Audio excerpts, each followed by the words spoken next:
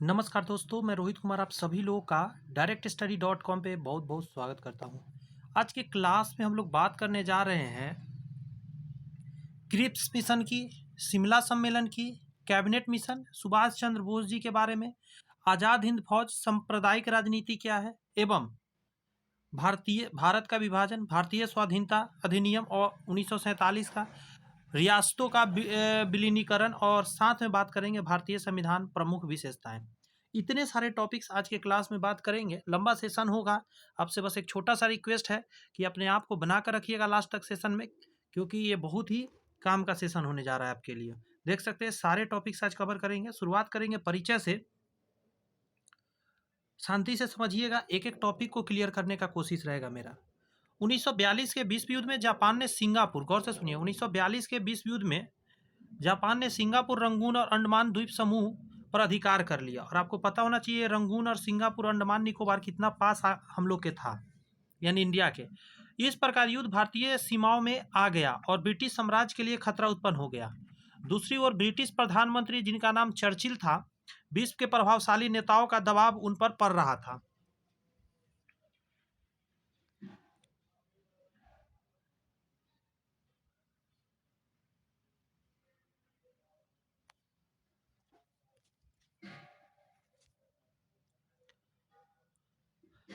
ऐसी स्थिति में चर्चिल ने भारतीयों का सहयोग प्राप्त करने तथा गतिरोध दूर करने के लिए सर स्टैफर्ड क्रिप्स को भारत भेजने की घोषणा कर लिया। क्रिप्स के प्रस्तावों को कांग्रेस एवं मुस्लिम लीग ने अस्वीकार कर दिया। नेक्स्ट टॉपिक पर कहा जा रहा है कि नेक्स्ट है लॉर्ड बेबेल अक्टूबर 1943 में भारत के गवर्नर जनरल के पद पर नियुक्त होकर भारत आए। लॉर्ड बेबेल 1945 को एक नई योजना भारत के जनता के समक्ष रखी। बेबेल योजना पर विचार करने के लिए भारतीय नेताओं का एक सम्मेलन शिमला में आयोजित किया गया। भारतीय जनता को समझ में आ गया कि जिन्ना की पाकिस्तान की मांग और आगे बढ़ेगी। शिमला सम्मेलन विफल हो गया। इंग्लैंड में सत्ता परिवर्तन के बाद श्रम दल के प्रधानमंत्री एटली बन गए। कैबिनेट मिशन 24 मार्च 1946 को दिल्ली पहुंचा।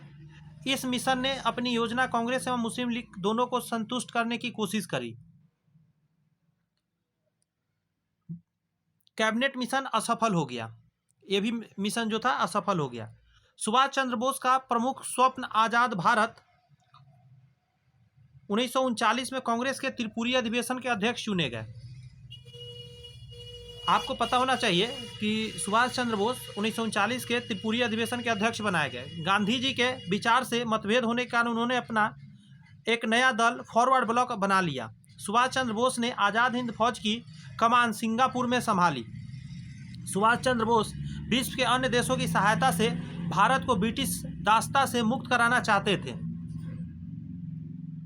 आगे कहता है अंग्रेज भारत में फूट डालो और शासन करो की नीति के द्वारा भारत में हिंदू मुसलमानों के बीच सांप्रदायिकता के आग को बढ़ाने का कार्य कर रहे थे। पाकिस्तान की मांग के साथ सांप्रदायिकता का परिणाम यह हुआ कि धर्म के आधार पर भारत का विभाजन हो गया।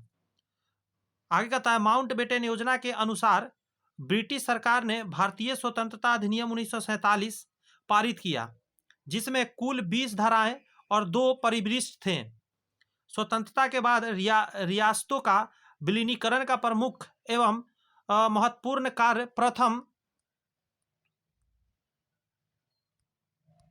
प्रधानमंत्री डॉक्टर जवाहरलाल नेहरू, गृह मंत्री सरदार वल्लभ भाई पटेल एवं मेनन ने सहयोगपूर्ण किया। जूनागढ़, हैदराबाद, कश्मीर में सेना का प्रयोग किया गया। विलय कार्य पूर्ण हुआ। भारतीय संविधान का निर्माण भारतीय संविधान सभा ने किया था। प्रारूप समिति के अध्यक्ष डॉक्टर भीमराव अम्बेडकर जी थे। आगे कहा जाता भारतीय संविधान विश्व का लिखित, निर्मित एवं विशालतम संविधान है। भारतीय संविधान में अनेक विशेषताएं दृष्टिगोचर होती है। क्या उद्देश्य है इस चैप्टर का, उसको समझिए। इस प्रकार के माध्यम से निम्न घटनाओं का अध्ययन किया जा सकता है। पहला क्या है, ब्रिटिश काल में विशेषकर द्वितीय विश्व युद्ध के समय क्रिप्स मिशन, शिमला सम्मेलन, कैबिनेट मिशन की योजनाओं से विद्यार्थियों को अवगत कराना है इस चैप्टर का मकसद। सुभाष चंद्र बोस एवं आज़ाद हिंद फौज का भारत के स्वतंत्रता आंदोलन में योगदान की जानकारी भी देना है। साथ में सांप्रदायिक राजनीति के कारण भारत में विभाजन का प्रकाश डालना है। आगे कहता है भारतीय संविधान की विशेषताओं से विद्यार्थियों को अवगत कराना है। ये सारे उद्देश्य से ही चैप्टर को बनाया गया है। तो चलिए इसको पूरा भी कर लेते हैं। इस उद्देश्य की कहा जा रहा है क्रिप्स मिशन, जो सबसे पहले आया था मार्च 1942 में, इसको बोलते हैं क्रिप्स मिशन, मार्च 1942। ब्रिटिश सरकार ने 1939 से प्रारंभ हुए द्वितीय विश्व युद्ध में भारतीयों से बिना पूछे भारत को युद्ध में शामिल कर लिया था। इसके बाद विभिन्न प्रांतों के कांग्रेस मंत्रिमंडलों ने त्याग दे दिया। भारतीय राष्ट्रीय कांग्रेस ने ब्रिटिश सरकार से सर स्टेफर्ड क्रिप्स, देख लीजिए फोटो इनका,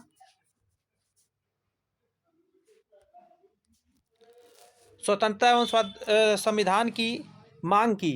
इसी समय अंतर्राष्ट्रीय स्थिति तेजी से बदल रही थी। ठीक है, दक्षिण पूर्वी एशिया में जापान तेजी से आगे बढ़ रहा था, भारत की तरफ आ रहा था। ब्रिटिश प्रधानमंत्री चर्चिल को यह स्पष्ट होने लगा था कि भारतीयों के सहयोग के बिना युद्ध जीतना बहुत कठिन है। दूसरी ओर चर्चिल पर विश्व के प्रभावशाली नेताओं का दबाव पड़ते जा रहा था। इन परिस्थितियों में चर्चिल ने भारतीयों का सहयोग प्राप्त करने के लिए, गतिरोध दूर करने के लिए सर स्टेफोर्ड क्रिप्स को भारत के नेतृत्व में, मतलब क्रिप्स के नेतृत्व में मार्च 1943 में एक मिशन भारत भेजा, जिसका उद्देश्य भारत की राजनीतिक गतिविधियों को दूर करना था। गतिरोध जो बन गया था, भारतीय खुश नहीं थे अंग्रेज से, उसको थोड़ा सा सही करने का कोशिश किया गया। क्रिप्स मिशन को भारत भेजने का क्या कारण था? रीजन पहला है युद्ध में भारतीयों का सहयोग प्राप्त करना। ब्रिटिश सरकार द्वितीय विश्व युद्ध में भारतीयों का सहयोग चाहती थी। भारतीय चाहते थे कि ब्रिटिश सरकार उनकी स्वराज संबंधी मांग को स्वीकार कर ले। ब्रिटिश सरकार के अस्वीकार करने पर गांधी जी ने व्यक्तिगत सत्याग्रह आंदोलन प्रारंभ कर दिया। आगे था ब्रिटिश सरकार ने संवैधानिक गतिरोध को दूर करने के लिए क्रिप्स को नवीन प्रस्तावों के साथ भारत भेजने का निर्णय लिया। नेक्स्ट है कि राष्ट्रपति रूजवेल्ट का दबाव। ब्रिटेन के प्रधानमंत्री चर्चिल ने 1941 में एटलांटिक चार्टर को भारत में लागू करने से मना कर दिया। इन चार्टर का यह अभिप्राय था कि युद्ध की समाप्ति के बाद प्रत्येक राष्ट्र को आत्मनिर्णय का अधिकार होगा। अमेरिका के राष्ट्रपति रूजवेल्ट ने चर्चिल पर भारत के समझौते करने के लिए दबाव डाला। इसके बाद राष्ट्रपति रूजवेल्ट ने यह घोषणा की कि एटलांटिक चार्टर सारे संसार पर लागू होगा। अंग्रेजी इतना बदमाश था, सोच सकते हैं। आगे कहा जाता है ऑस्ट्रेलिया का दबाव। ऑस्ट्रेलिया के विदेश मंत्री इबाट ने पार्लियामेंट में कहा कि ब्रिटिश सरकार को भारतीयों के साथ समझौता कर लेना चाहिए। जापान का तत्कालिक खतरा भी था। जापान ने सिंगापुर, मलाया और इंडोनेशिया को विजय करके अंडमान निकोबार द्वीप समूह को जीत लिया था। 8 मार्च 1949 में जापान ने रंगून पर अधिकार कर लिया, यानी बर्मा पर। इस प्रकार जापान की बढ़ती हुई शक्ति को देखकर ब्रिटिश सरकार घबरा गई। आगे कहता है रंगून में जापानियों के घुसने के 3 दिन बाद चर्चिल ने यह घोषणा की कि भारत के राजनीतिक गतिरोध को दूर करने के लिए ब्रिटिश सरकार ने एक योजना तैयार की है और इस हेतु क्रिप्स को भारत भेजा गया। इसीलिए क्रिप्स मिशन भारत आया था। अंग्रेज के डर के कारण क्रिप्स का भारत आगमन। Arrival of crypts of India. आगे था सर स्टैफोर्ड क्रिप्स 22 मार्च 1942 को भारत पहुंचे थे। भारत में उन्होंने सभी राजनीतिक दलों के नेताओं से भेंट की।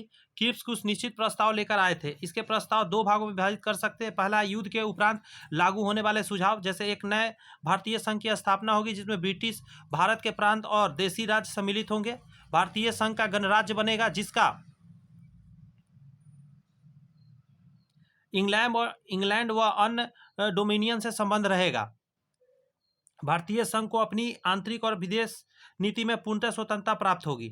आगे कहा जाए युद्ध समाप्त होने के बाद एक संविधान सभा की स्थापना की जाएगी जिसमें ब्रिटिश प्रांत एवं देशी राज्यों के प्रतिनिधि सम्मिलित होंगे। आगे कहा जाता है संविधान सभा का निर्माण इस प्रकार होगा, प्रांतीय विधानमंडलों के सभी सदस्य मिलकर एक निर्वाचन मंडल का निर्माण करेंगे। निर्वाचक मंडल जिसमें से 1/10 सदस्यों का चुनाव अनुपातिक प्रतिनिधि प्रणाली से करेंगे और साथ में 1/10 सदस्य संविधान सभा के सदस्य होंगे। देशी राज्यों के प्रतिनिधि वहां के जनसंख्या के अनुपात में नियुक्त किया जाएगा।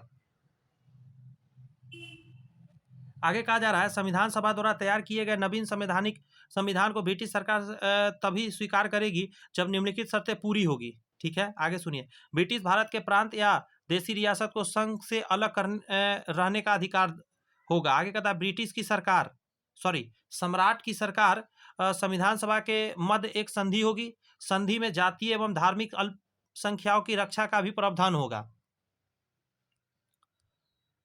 युद्ध के समय लागू होने वाले सुझाव, जैसे कि दूसरा नंबर पॉइंट है तत्काल लागू होने वाले इस प्रस्ताव में कहा गया कि सम्राट की सरकार भारत की रक्षा, नियंत्रण एवं निर्देशन का उत्तरदायित्व संपूर्ण विश्व युद्ध के प्रयत्नों के एक अंग के रूप में अपने हाथ में रखेगी।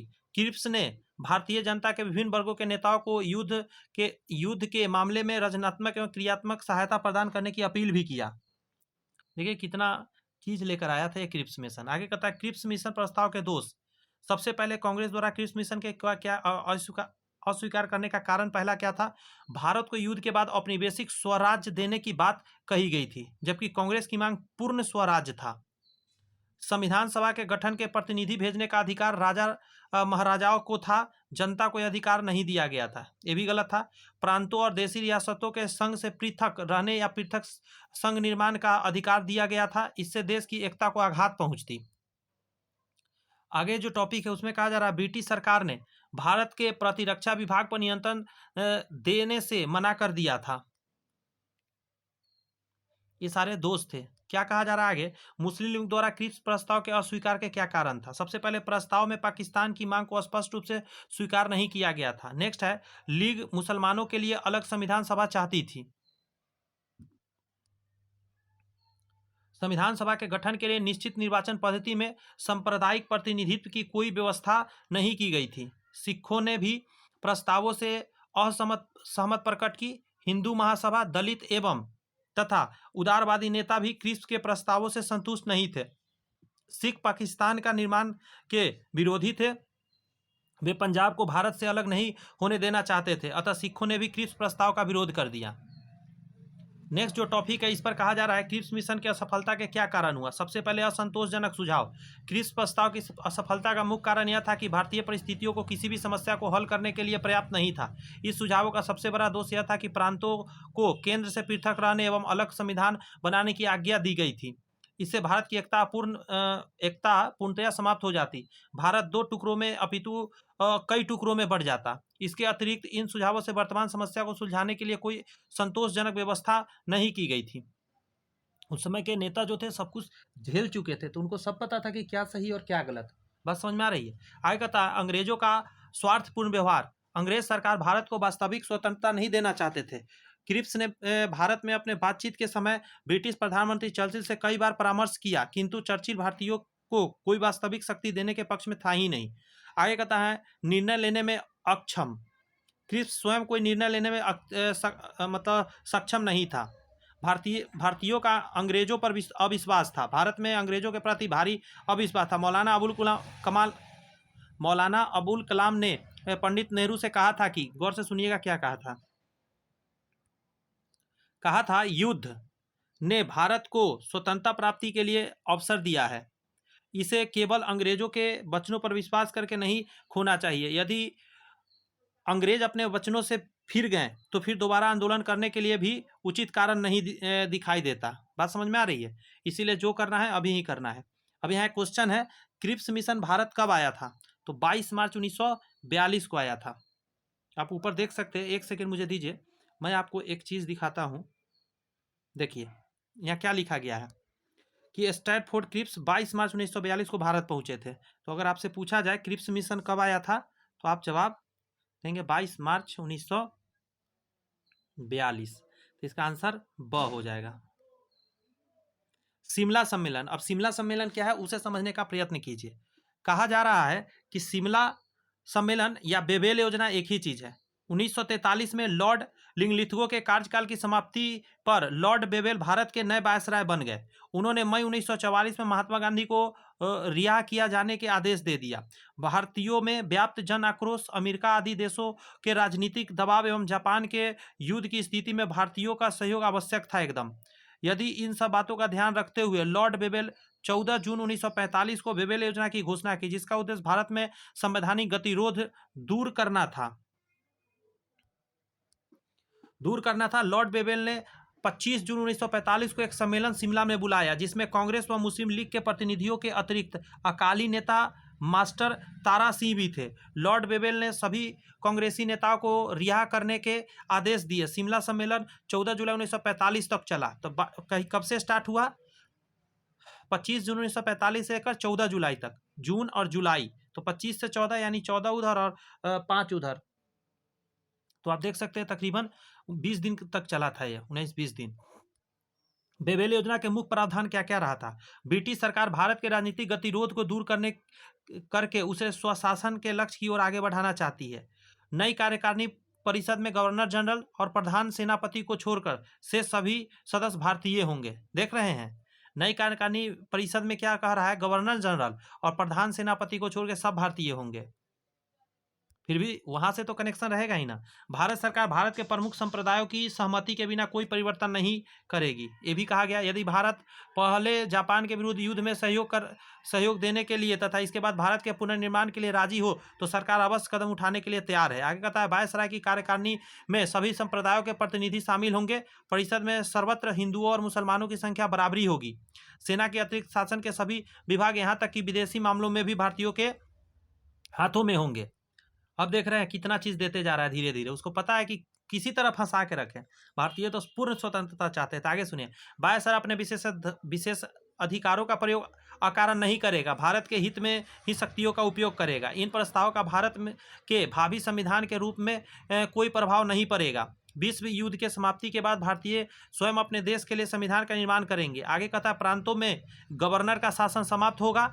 बेबेल ने कहा था, यह घोषणा ब्रिटेन की ओर से भारत की जनता का एक सर्वसम्मत राष्ट्र उपहार है। देख रहे हैं, हमारा ही देश, हम ही को उपहार दे रहे हैं वो लोग। आगे सुनते रहिएगा। शिमला सम्मेलन जून 1945, 25 जून 1945 को शिमला का एक सम्मेलन आरंभ हुआ। यह सम्मेलन बेबेल योजना पर विचार करने के लिए आयोजित किया गया था। वायसराय बेबेल ने कांग्रेस के सभी सदस्यों को रिहा कर दिया जिसमें कार्यकारिणी सदस्य के शिमला सम्मेलन में भाग ले सके।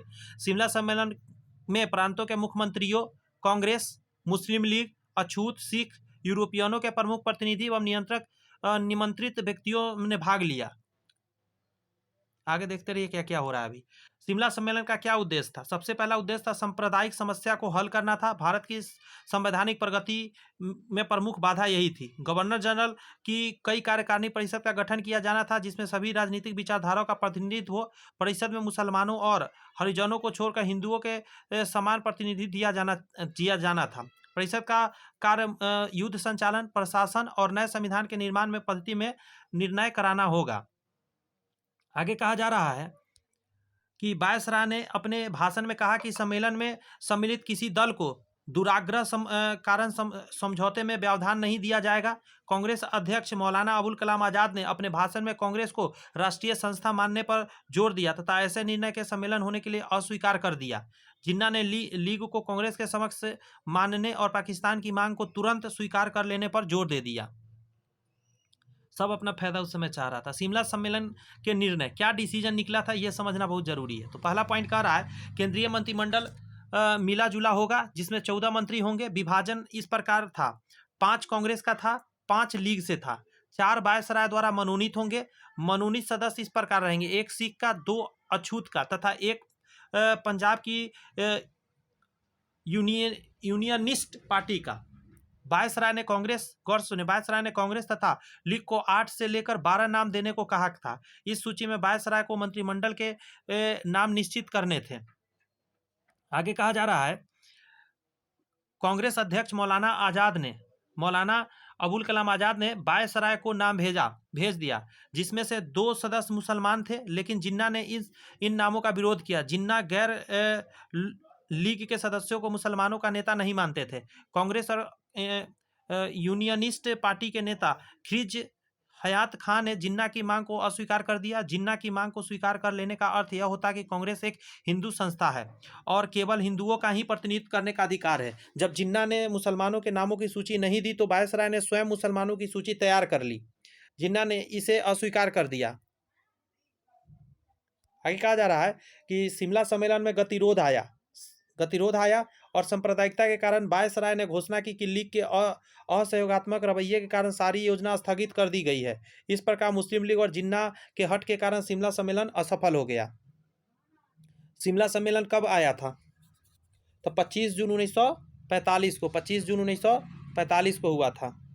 कैबिनेट मिशन की अब बात करते हैं। देख रहे हैं बहुत जल्दी होते जा रहा है। कैबिनेट मिशन 1946, भारत में शिमला सम्मेलन की असफलता के बहुत निराशा हुई। शीघ्र ही आशा की कि एक किरण भी दिखाई दी। 1945-46 की शीत ऋतु में इंग्लैंड में चुनाव हुआ और वहां श्रमिक दल का सरकार बन गई। प्रधानमंत्री क्लीमेट एटली बने तथा भारत सचिव लॉर्ड पेंथिक लॉरेंस बने। यह नई सरकार का भारत के प्रति सहानुभूति दृष्टिकोण था, मतलब भारत के प्रति अच्छा सोचता था।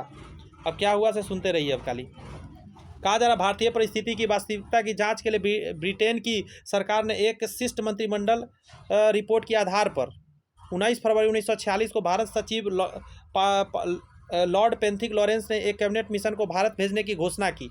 ब्रिटिश सरकार ने मार्च 1946 में एक कैबिनेट मिशन भारत भेजा कि भारतीय नेताओं को भारतीयों को सत्ता सौंपने की शर्तों के बारे में बातचीत की जाए।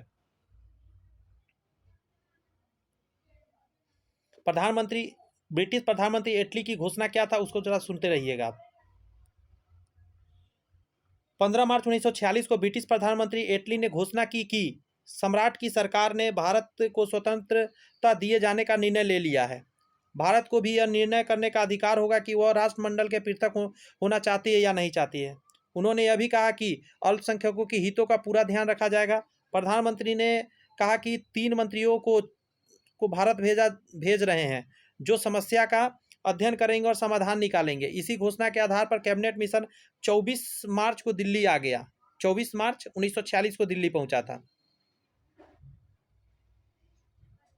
उसमें 3 सदस्य थे। भारत मंत्री पेंथिक लॉरेंस थे, सर स्टेफर्ड क्रिप्स थे और एवी अलेक्जेंडर थे।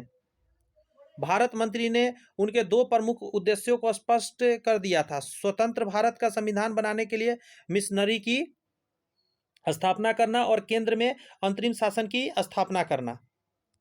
आगे सुनिएगा, कैबिनेट मिशन के क्या कार्य थे। मिशन ने दिल्ली के वायसराय तथा गवर्नरों का सम्मेलन बुलाकर उसमें विचार विमर्श किया।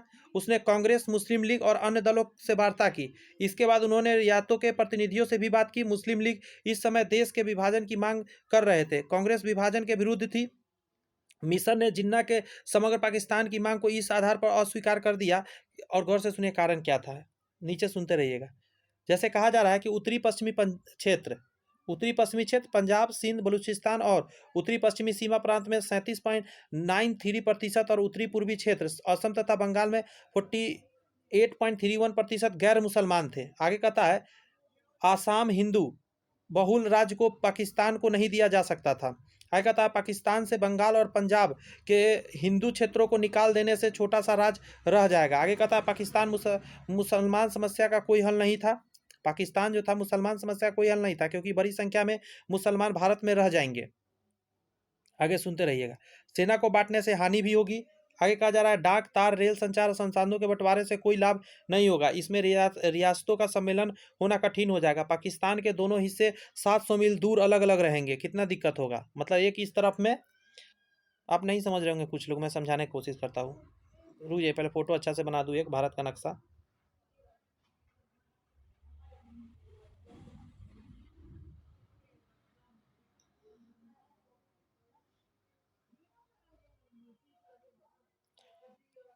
एक सेकंड दीजिए मुझे,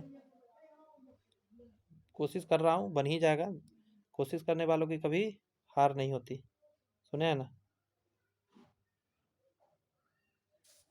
कितना बढ़िया बन गया। चलो अब समझाता हूँ। देखो आप, एक तो यहाँ पाकिस्तान है, दूसरा आपको पता होना चाहिए यहाँ पे है बांग्लादेश और यहाँ पे है आसाम वगैरह। तो पाकिस्तान अपना मांग यहाँ भी रख रहा था, यहाँ भी रख रहा था कि मुस्लिम का संख्या यहाँ और यहाँ ज़्यादा था। तो सोचिए इसके बीच में 700 मील का दायरा है। ये लफड़ा नहीं है ज़्यादा, भारत के बीच से जाना आना। वही कह रहा है, एक सेकंड रुक जाइए जरा। हाँ, ये तो हो गया। अब क्या था कैबिनेट मिशन की सिफारिश से रिकमेंडेशंस। पहला करा, भारत के लिए एक संघ होगा। भारत के लिए एक संघ होगा जिसमें ब्रिटिश प्रांत और देसी रियासतें दोनों शामिल होंगे। ठीक है। सभा के पास एक प्रतिरक्षा, विदेशी मामले तथा संचार संसाधन रहेंगे।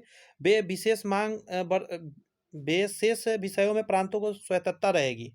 संघ की कार्यपालिका और व्यवस्थापिका होगी जिसमें ब्रिटिश शर्तों तथा देसी रियासतों के प्रतिनिधि शामिल होंगे। आगे कहता है, प्रांतों को अलग अलग समूह बनाने का अधिकार होगा तथा प्रत्येक समूह की अलग अलग कार्यकारिणी, कार्यपालिका और विधानमंडल होंगे। मिशन ने प्रांतों के 3 समूह बनाए थे। पहला समूह है मद्रास बम्बई संयुक्त बिहार प्रांत बिहार मध्य प्रांत उड़ीसा। दूसरा है पंजाब सीमा प्रांत तथा सिंध। अगला है बंगाल और असम।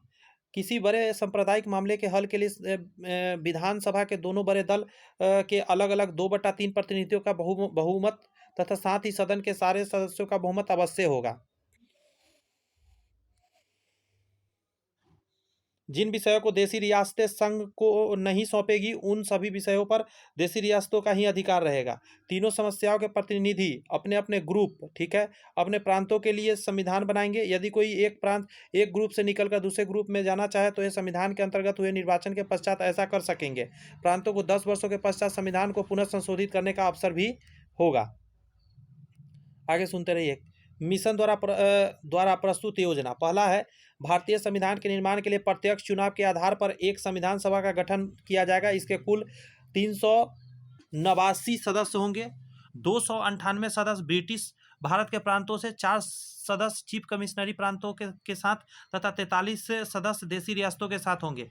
प्रांतों के लिए निर्धारित स्थान जनसंख्या के आधार पर विभिन्न संप्रदायों में बांटे जाएंगे। मतदाताओं के 3 वर्ग होंगे, सामान्य वर्ग, मुसलमान वर्ग और सिख वर्ग। सामान्य वर्ग में हिंदू आ जाएंगे, भारतीय, ईसाई, पारसी, आंग्ल भारतीय आदि सम्मिलित रहेंगे। तीनों विषयों को अलग अलग बैठकर यह निर्णय करना था कि प्रांतों का संविधान कैसा हो, कौन से विषय समूह के पास रहे और कौन से विषय प्रत्येक विधानमंडल के पास रहेंगे। ये रहा आपके सामने एक लेखा जोखा। ब्रिटिश भारतीय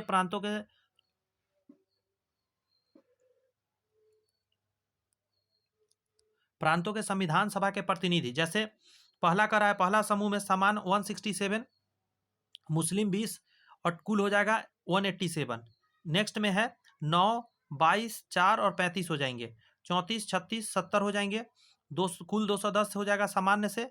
उसके बाद कह रहा है मुस्लिम से 78 हो जाएंगे और सिख का 4 रहेंगे और कुल मिलाकर 292 हो जाएंगे। आगे कहा जा रहा है आपका ब्रिटेन और भारत के बीच संधि शासन। सत्ता के हस्तांतरण के परिणाम स्वरूप उत्पन्न होने वाले समस्याओं के समाधान के लिए ब्रिटेन और भारत के बीच एक संधि होगी। भारत ब्रिटिश राष्ट्रमंडल का सदस्य बना रहेगा और यह उसके सदस्य छोड़ना चाहे तो उसे स्वतंत्रता होगी। अंतरिम सरकार। केंद्र में एक अंतरिम सरकार की स्थापना की जाएगी जिसमें सभी विभाग भारतीय नेताओं के अधीन होंगे। आगे कहा जा रहा है कि कैबिनेट मिशन योजना। कैबिनेट मिशन की इस योजना में कुछ महत्वपूर्ण गुण थे। इसका भारत के अधिकांश नेताओं एवं दलों ने स्वागत किया। आगे कहता है गांधी जी के अनुसार तत्कालीन परिस्थितियों में ब्रिटिश सरकार द्वारा प्रस्तुत यह सर्वोत्तम प्रलेख था। मतलब इससे बढ़िया अभी तक कुछ भी अंग्रेज नहीं भेजा था। योजना के गुण। भारत की एकता और अखंडता की सुरक्षा रखकर पाकिस्तान की मांग को अस्वीकार किया गया था। आगे कहता है भारतीय संविधान गतिरोध को दूर करने के लिए सरकार का यह सच्चा और ईमानदार प्रयास था। इस योजना का एक गुण यह था कि संविधान की रचना का प्रस्ताव लोकतांत्रिक सिद्धांत पर आधारित था। संविधान सभा के समस्त सदस्य भारतीय ही थे। यूरोपियन और ब्रिटिश हितों के प्रतिनिधियों को इसमें कोई स्थान नहीं दिया गया था। आगे कहा जा रहा है कि देशी रियासतों की जनता को अपने राजनीतिक भाग्य के निर्माण का अधिकार दे दिया गया था। योजना में अंतरिम राष्ट्र सरकार की स्थापना और प्रावधान किया गया था। गुण तो बहुत सारा इसमें था, ये बात तो है। संविधान सभा को प्रमुख सत्ताधारी बनाया गया था। संविधान सभा को राष्ट्रमंडल की सदस्यता को ऐच्छिक बनाया गया था कि मानना है मानो, नहीं मानना हट जाओ। इनमें मुसलमानों की अधिक प्रतिनिधित्व के सिद्धांत को स्वीकार नहीं किया गया था। देश में संघीय ढांचा बनाया गया था। आगे अब सुनते रहिए, इसके दोष भी तो जानना है ना कि दोष के कारण ही तो फेल होता है कोई चीज। दोष पढ़ते हैं। पहला कह रहा है समूहों के निर्माण से पाकिस्तान को व्यवहारिक रूप से स्वीकार कर लिया गया था। आगे कहता है केंद्र को कम विषय पर नियंत्रण देकर कमजोर बनाया गया तथा प्रांतों को अपने समूह बने और अधिक विषय पर अधिकार देकर मनमानी का अधिकार दे दिया गया था। समूह वैकल्पिक थे या अनिवार्य या स्पष्ट नहीं किया गया था। आगे कहता है पंजाब में सिखों अल्पसंख्यकों की सुरक्षा का कोई प्रावधान नहीं किया गया था। नेक्स्ट में कहा जा रहा है कि देशी रियासतों को अपनी भविष्य निश्चित करने तथा संघ के संविधान को मानने न मानने की स्वतंत्रता भी दी गई थी। अंतरिम सरकार के प्रस्तावित गठन के उपबंध त्रुटिपूर्ण था। तो इतने दोष थे उसमें भी। कैबिनेट मिशन योजना के कार्यान्वित करना यानी इम्प्लीमेंटेशन कैसे होगा। योजना के भाग। योजना के 2 प्रमुख भाग थे। सबसे पहले कह रहा है तत्कालिक योजना अंतरिम सरकार की स्थापना करना और दीर्घकालिक योजना संविधान का निर्माण करना। पहला कथन, कांग्रेस चाहती थी कि अंतरिम सरकार केंद्रीय व्यवस्थापिका के प्रति उत्तरदायी हो। ठीक है। गवर्नर जनरल केवल संविधान प्रावधान के समान कार्य करे। मुस्लिम लीग यह चाहती थी कि अंतरिम सरकार में कांग्रेस तथा लीग के सदस्य समान संख्या में रहे और कांग्रेस केवल सवर्ण जातियों से ही प्रतिनिधियों को चुने। कांग्रेस और मुस्लिम लीग के समझौता नहीं हो पाया। 16 जून 1946 को वायसराय ने सभी वर्गों के हितों को प्रतिनिधित्व करने के लिए एक अंतरिम सरकार की स्थापना का आह्वान भी किया। 25 जून 1946 में कांग्रेस ने संविधान सभा के सम्मिलित होकर स्वीकार किया, लेकिन अंतरिम सरकार में सम्मिलित होने में अपनी असमर्थता व्यक्त की। 16 जून की घोषणा के अनुसार मुस्लिम लीग ने संविधान सभा तथा अंतरिम सरकार दोनों में शामिल होना स्वीकार कर लिया। लॉर्ड बेवेल ने अंतरिम सरकार की स्थापना का कार्य समय के लिए स्थगित कर दिया, मतलब कुछ समय के लिए स्थगित किया। वायसराय ने शासन तथा संविधान परिषद की चुनाव के लिए कार्य के लिए काम चलाऊ सरकार बना ली। आगे कहता है, जुलाई 1946 में संविधान सभा के चुनाव हुए। कांग्रेस को समान स्थानों में से 205 स्थान प्राप्त हो गया। लीग को 78 मुसलमान स्थानों में से 73 प्राप्त हुआ। जिन्ना को इसमें घोर निराशा हो गई। वायसराय ने 22 जुलाई 1946 को पुनः एक योजना प्रस्तुत की। इस योजना के अनुसार अंतरिम सरकार में 14 सदस्य रहेंगे, जिसमें से 6 सदस्य कांग्रेस के और 5 सदस्य मुस्लिम लीग के। 3 सदस्य वायसराय द्वारा नियुक्त होंगे। वायसराय नियुक्त 3 सदस्यों में से एक सिख जरूर रहेगा। दोनों दलों को एक दूसरे के नामों पर आपत्ति का अधिकार नहीं होगा। महत्वपूर्ण विभागों का विभाजन बराबर बराबर होगा। आगे कहा जा रहा है टॉपिक में, लीग ने मिशन के तत्कालिक अंतरिम सरकार की दीर्घकालिक संविधान निर्माण की योजना के अस्वीकार कर दिया। लीग ने भारत और पाकिस्तान के लिए क्रमशः पृथक संविधान सभाओं की मांग फिर से दोहरा दी। कांग्रेस ने मिशन की दोनों योजनाओं को स्वीकार कर लिया। 6 अगस्त 1946 को वायसराय ने कांग्रेस अध्यक्ष जवाहरलाल नेहरू के अंतरिम सरकार के निर्णय का सहयोग के लिए अनुरोध किया। लॉर्ड बेवेल एवं जवाहरलाल नेहरू ने लीग के अंतरिम सरकार बनाने के लिए सहयोग करने की अपील की, लेकिन जिन्ना ने इस अपील को ध्यान नहीं दिया। सीधी कार्रवाई, आप सुनिएगा जरा गौर से कि 27 से 29 जुलाई को लीग ने इस प्रस्ताव के रूप में कहा कि स्वतंत्र पूर्ण प्रभुत्व संपन्न पाकिस्तान राज्य की स्थापना के लिए सीधी कार्रवाई की जाएगी। पंडित नेहरू ने 16 अगस्त को अंतरिम सरकार बनाने का फैसला लिया। अतः जिन्ना ने उसी दिन अर्थात 16 अगस्त 1946 को सीधी कार्रवाई करने की घोषणा की। देश भर में हिंदू मुस्लिम दंगे हुए। परिणामस्वरूप पंजाब और बंगाल में अपार जनधन की हानि भी हुई। 16 अगस्त की स्थिति का वर्णन करते हुए मौलाना आज़ाद ने कहा, इंडियन बीन्स फ्रीडम में लिखा है कि 16 अगस्त भारत के इतिहास का एक काला दिन था। आकस्मिक रूप से उत्पन्न आतंक और हत्या और खून खराबों के पूर्व शहर कलकत्ता डूब गया। सैकड़ों लोग की जाने गई,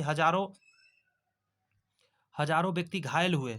आगे कहा जा रहा है, तथा करोड़ों की संपत्ति नष्ट हो गई। नगर में गुंडों का राज था। कलकत्ता और नोआखाली में लोग समर्थकों ने भयंकर मारपीट की। देखते देखते यह दंगे पूरे भारत में फैल गया। अंतरिम सरकार की स्थापना, एस्टेब्लिशमेंट ऑफ इंटरिज्म गवर्नमेंट। 2 सितंबर 1946 को जवाहरलाल नेहरू के नेतृत्व में अंतरिम सरकार की शपथ ली गई। सरकार को सुचारू रूप से कार्य करते देख मुस्लिम लीग ने 15 अक्टूबर 1946 को अंतरिम सरकार की सम्मिलित होने का निर्णय लिया। अंतिम सरकार में लीग के शामिल होने का उद्देश्य सरकारी कार्यों में अवरोध उत्पन्न करना तथा अपनी स्थिति को दृढ़ करना था। अतः कांग्रेस और लीग में मतभेद उत्पन्न हो गया। भारत सचिव द्वारा दोनों पक्षों में समझौता करवाने के लिए नवंबर 1946 में एक सम्मेलन लंदन में बुलाया गया। इसके बाद ही 20 फरवरी 1947 को ब्रिटिश प्रधानमंत्री एटली ने भारत छोड़ने की घोषणा कर दी। 20 फरवरी 1947 को कि हम भाई अब भारत छोड़ रहे हैं। सबसे पहले कह रहा है, कैबिनेट मिशन भेजने के समय इंग्लैंड का प्रधानमंत्री कौन था? तभी ही आपने नाम सुना, एटली थे। आएगा था, भारत की अंतरिम सरकार के प्रधानमंत्री कौन थे? तो जवाहरलाल नेहरू थे। आगे आप सुनिएगा सुभाष चंद्र बोस जी के बारे में और आज़ाद हिंद फौज के बारे में। बहुत इंपॉर्टेंट ये टॉपिक है। टॉपिक कह रहा है क्या कि सुभाष चंद्र बोस का जन्म 23 फरवरी 1897 को कटक में हुआ था। उनके पिता, कटक उड़ीसा में, उनके पिता जानकी नाथ, माता प्रभावती थी। सुभाष चंद्र बोस जिस समय शिक्षा ग्रहण कर रहे थे उसी समय बंगाल में स्वदेशी आंदोलन चल रहा था। इस आंदोलन ने उन्हें प्रभावित किया, क्योंकि आप जन्म देख सकते कब 1897 का समय था, और आपको पता ही होना चाहिए कि 1885 में ही कांग्रेस बना था। आगे सुनिए, सुभाष चंद्र बोस पर विवेकानंद का भी अत्यधिक प्रभाव था। 1913 में नेताजी सुभाष चंद्र बोस ने प्रथम श्रेणी में मैट्रिक की परीक्षा उत्तीर्ण की। 1919 में कलकत्ता विश्वविद्यालय से स्नातक की उपाधि प्राप्त करने के पश्चात 1920 में उन्होंने इंग्लैंड से आईसीएस की परीक्षा भी पास कर ली। समझ रहे हैं, यूपीएससी जिसको बोलते हैं वही आईसीएस उस समय था।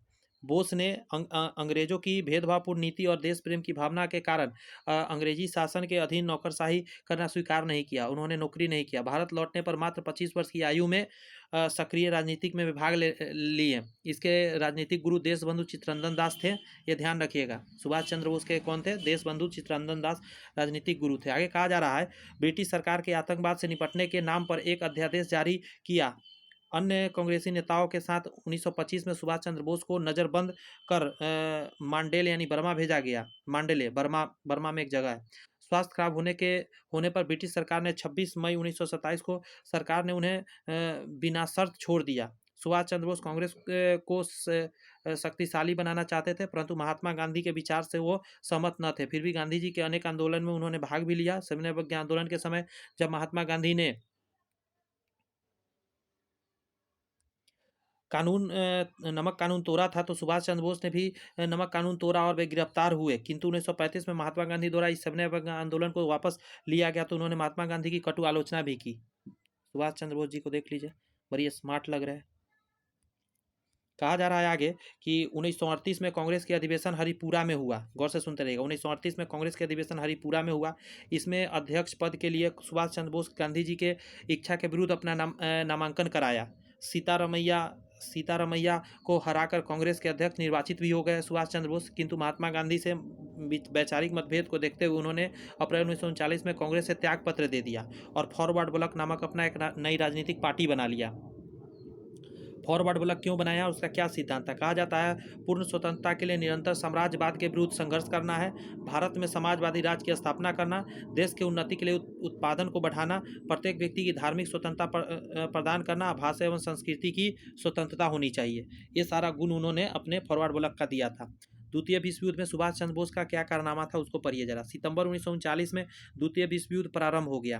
वे भारत को स्वतंत्रता दिलाने के लिए विदेशियों की सहायता प्राप्त कर सशस्त्र संघर्ष आरंभ करना चाहते थे। ब्रिटिश सरकार सुभाष चंद्र बोस की गतिविधियों और क्रांतिकारी विचारधारा के कारण उन पर कड़ी नजर रखती थी। उनको उनके घर से ही नज़रबंद कर दिया गया था। 17 जनवरी 1941 की रात सुभाष बाबू पुलिस की धोखा देकर पठान के बेस में बाहर निकले। आगे कहा जा रहा है वे कलकत्ता के पेशावर होते हुए मास्को पहुंच गए। वहां से वे बर्लिन गए और हिटलर से भी मिले। बर्लिन रेडियो से उन्होंने अंग्रेजी विरोध भाषण प्रस्तावित किया। उन्होंने भारतीयों को अंग्रेजी दास्तां से मुक्त होने के लिए विद्रोह करने का सुझाव भी दिया कि ऐसे कोई ऑप्शन नहीं है। दिसंबर 1941 में जापान अंग्रेजों के विरुद्ध युद्ध में सम्मिलित हुए। अगर सुभाष चंद्र बोस जापान चले गए। आगे कहता है आज़ाद हिंद फौज तथा सुभाष चंद्र बोस। अब ये क्या फौज बना लिया उन्होंने, समझिएगा जरा। भारत का पहला फौज तैयार कर दिया उन्होंने। जापान में कैप्टन मोहन सिंह ने फरवरी 1942 में आज़ाद हिंद फौज की स्थापना कर ली। कैप्टन मोहन सिंह मलाया के ब्रिटिश सेना के अधिकारी थे।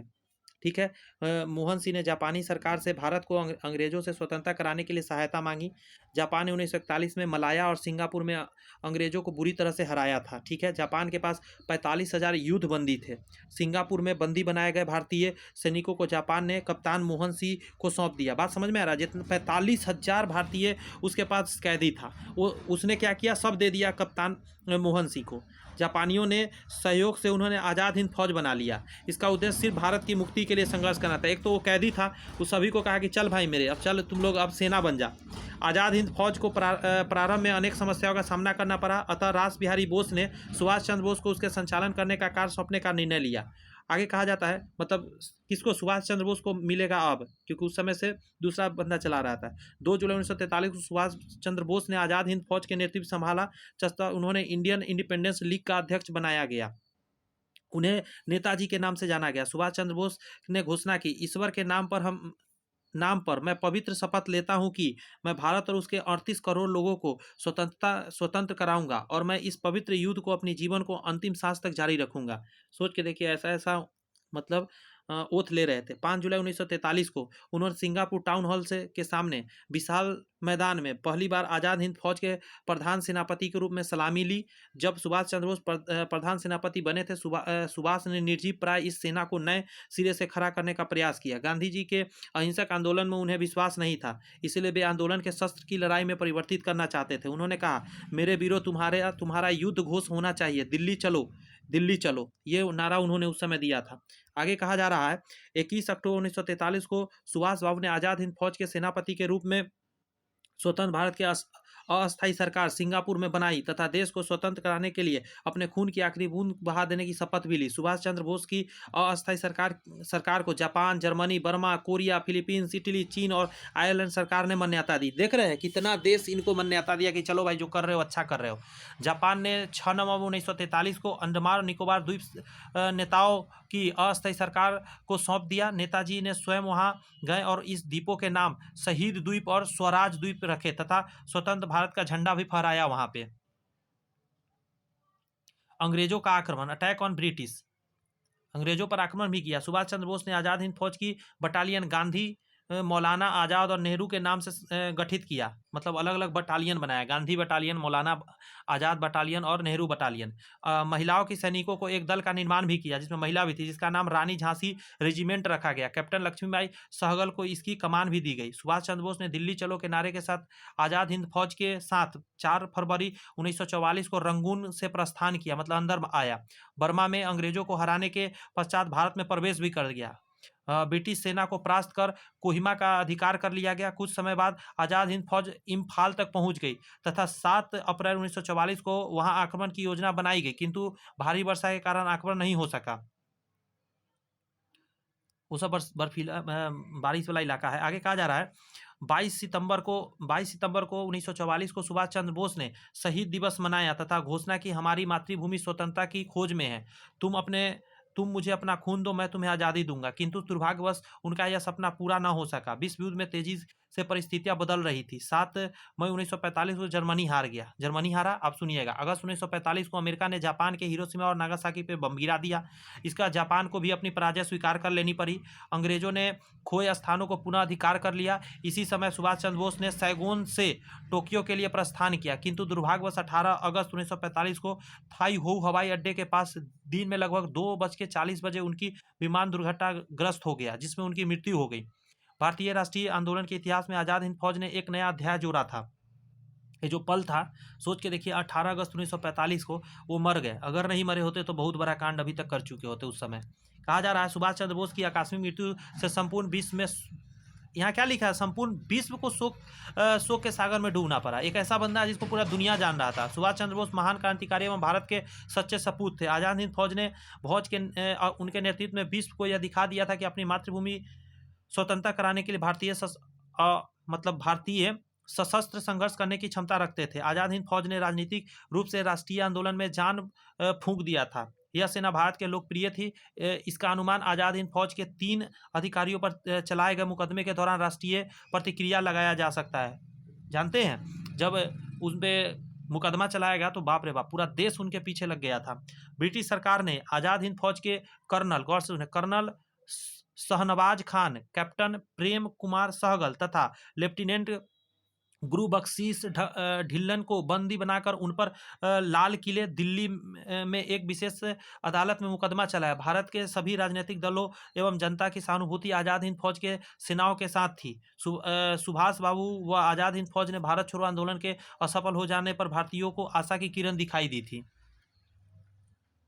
जवाब दीजिए, सुभाष चंद्र बोस द्वितीय विश्व युद्ध काल में जापान पहुंचे थे, बताइए वो पल कब था? 42 का था, 43 का था?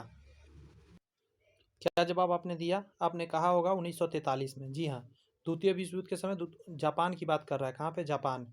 अच्छा, आगे कह रहा है 1938 में सुभाष चंद्र बोस कांग्रेस के अध्यक्ष किस अधिवेशन में पहुंचे? त्रिपुरी। अच्छा, त्रिपुरी तो यहाँ नहीं है, तो कौन सा हो जाएगा? हरिपुरा हो जाएगा। आगे कहा जा रहा है सुभाष चंद्र के किस नेता से सबसे अधिक प्रभावित थे? तो उनका जो गुरु होगा उसी से प्रभावित तो ज़्यादा होंगे। अब ऑप्शन बताइए, एकदम आसानी से आप बता दीजिएगा। आंसर होगा चित्तरंजन दास, राजनीतिक गुरु भी थे। आगे कहा जा रहा है आपको कि सांप्रदायिक राजनीति एवं भारत का विभाजन, कम्युनल पॉलिटिक्स एवं द पार्टीशन ऑफ इंडिया। सांप्रदायिक राजनीति, गौर से एकदम सुनिएगा, बातें बहुत इंपॉर्टेंट सब है। भारत में सांप्रदायिक समस्या आधुनिक भारतीय इतिहास की एक बहुत बड़ी समस्या है। भारत में अंग्रेज हिंदू मुसलमान के मत सांप्रदायिकता को बढ़ाने में लगे थे। अंग्रेज ऐसा करता था। कहा जा रहा 1857 के विद्रोह में हिंदू मुस्लिम सहयोग ने अंग्रेजों को सतर्क कर दिया था। उन्होंने सेना का गठन जाति, वर्ग और संप्रदाय के आधार पर किया एवं सांप्रदायिकता का जहर फैलाना शुरू कर दिया। भारत में सांप्रदायिकता का प्रारंभ 19वीं शताब्दी के अंत में हुआ था कि एक साथ कैसे रह रहा है। अंग्रेजों ने मुसलमानों के उपेक्षित करने की नीति से मुसलमानों में सांप्रदायिकता की भावना का जन्म होने लगी। अल्पसंख्यक होने के कारण उनमें असुरक्षा की भावना भी जन्म ले रही थी। सर सैयद अहमद खां के बारे में सुनिए। कहा जाता है कि सर सैयद अहमद खान एक महान शिक्षा शास्त्री थे, समाज सुधारक भी थे। प्रारंभ में वे राष्ट्रवादी थे तथा हिंदू मुस्लिम एकता में विश्वास रखते थे। उनका विचार था कि भारतीय मुसलमानों को पिछड़ेपन का कारण रूढ़िवादिता एवं विचारों की संकीर्णता है, अतः कमियों को शिक्षा के द्वारा दूर किया जा सकता है। अतः उन्होंने, गौर से सुनिए, अलीगढ़ में मुहम्मदन एंग्लो ओरिएंटल कॉलेज की स्थापना की, जो बाद में अलीगढ़ विश्वविद्यालय के रूप में जाना जाता है। समझ रहे हैं ये किनका देन था? सर सैयद अहमद खान का देन था। 1898 में सर सैयद अहमद खान की मृत्यु हो गई थी। 1898 में ही हो गई थी। बंगाल का विभाजन 1905। कहा जाता है कि हिंदू और मुसलमानों में फूट डालने और राष्ट्रीयता की भावना को कुचलने के लिए 1905 में बंगाल का विभाजन किया गया था। बंगाल का विभाजन हिंदुओं के साथ साथ ही मुसलमानों को विरोध किया गया था, किंतु ब्रिटिश नौकरशाही ने मुसलमानों को अपने पक्ष में करने के लिए कटुता का प्रयास किया। 1809 में ढाका के नवाब सलीमुल्लाह ने मोहम्मद एजुकेशनल कांग्रेस के समय ढाका में मुसलमानों के अलग राजनीतिक संगठन बनाने का प्रस्ताव रखा, जिसका उद्देश्य ब्रिटिश सरकार का समर्थन करना तथा मुसलमानों के हितों की रक्षा करना था। आगे कहा जा रहा है टॉपिक में कि इसके द्वारा कांग्रेस का निरंतर बढ़ते प्रभाव को रोकना चाहते थे। मुसलमान युवाओं के राजनीति में प्रवेश के लिए आधार प्रदान करना चाहते थे। आगे कहता है नवाब सलीमुल्लाह के प्रस्ताव को स्वीकार किया गया। आगे कहते हैं 30 दिसंबर 1906 को नवाब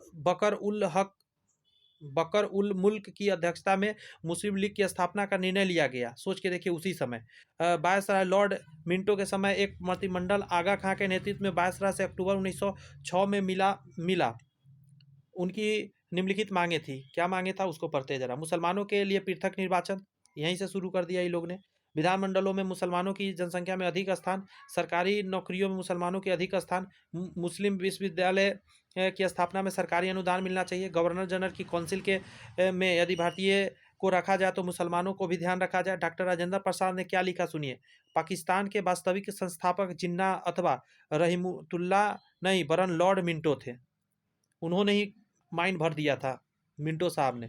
मुस्लिम लीग के सारे मुसलमानों का समर्थन कभी भी प्राप्त न हो सका। राष्ट्रवादी मुसलमान सदैव कांग्रेस के समर्थक रहे, यहाँ तक कि जिन्ना भी प्रारंभ में मुस्लिम लीग के घोर विरोधी भी थे। जिन्ना ने कांग्रेस और मुस्लिम लीग को निकट लाने का प्रयास किया, जिसके परिणामस्वरूप लखनऊ समझौता भी हुआ था। प्रथम विश्व युद्ध के बाद कुछ वर्षों तक कांग्रेस और मुस्लिम लीग साथ साथ काम करते रहे तथा असहयोग एवं खिलाफत आंदोलन दोनों सहयोग से चलाते गए, किंतु दुर्भाग्यवश यह हिंदू मुस्लिम एकता अधिक समय तक नहीं कायम रह सका, क्योंकि बीच में बहुत लोग घुस गया, अंग्रेज लोग।